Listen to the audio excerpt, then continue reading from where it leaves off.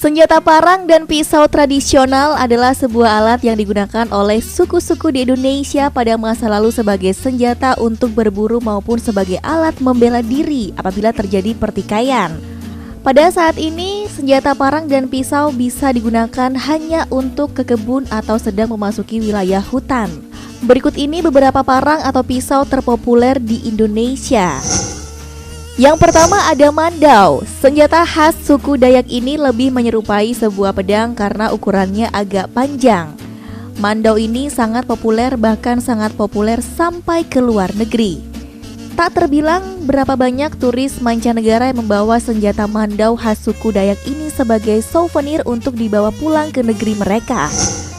Selanjutnya ada rencong. Senjata khas suku Aceh ini lebih menyerupai sebuah pisau karena ukurannya agak pendek. Rencong ini lumayan populer di kalangan bangsa Indonesia. Karena bentuknya yang unik, rencong ini merupakan senjata para bangsawan Aceh pada masa lalu dan merupakan suatu kebanggaan dan tanda kejantanan bagi pemilik rencong ini. Pada masa peperangan melawan penjajah, rencong ini menjadi salah satu senjata penting bagi masyarakat Aceh untuk melakukan perlawanan terhadap penjajah. Selanjutnya ada keris. Senjata khas suku Jawa khususnya bagi masyarakat Jogja dan Jawa Tengah ini adalah suatu senjata yang mengandung nilai mistis dan sakral. Keris ini memiliki panjang seperti sebuah pisau. Hanya saja bentuknya yang tergolong unik karena bentuknya meliuk-liuk seperti seekor ular. Menurut kisah-kisah masyarakat Jawa Tengah, keris ini merupakan kebanggaan bagi kaum priai atau kaum kraton dan diselipkan di pinggang sebelah kiri sebagai perlambang keperkasaan dan kebangsawanan. Selanjutnya ada klewang. Klewang ini sebenarnya bukanlah senjata khas suku-suku di Sumatera Utara pada masa lampau, seperti pisau surit atau pedang gajah dompak. Pada tahun 1980-an di kota Medan, klewang kerap dijadikan sebagai alat untuk perkelahian. Hingga kini keberadaan klewang mulai memudar digantikan oleh parang yang lebih pendek dan lebih praktis. Selanjutnya ada badik.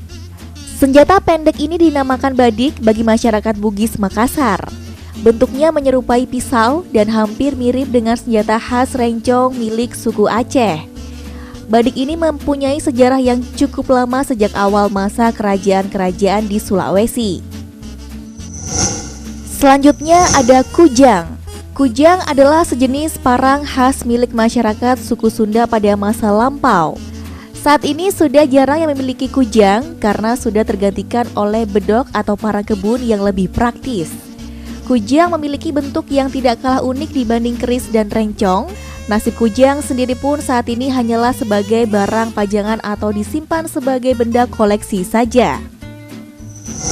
Yang terakhir ada celurit. Celurit ini sebenarnya hanya sebuah perangkat kebun biasa.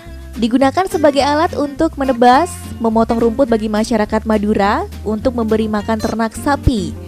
Tetapi tidak jarang celurit ini pun digunakan sebagai alat untuk bertikai antar individu.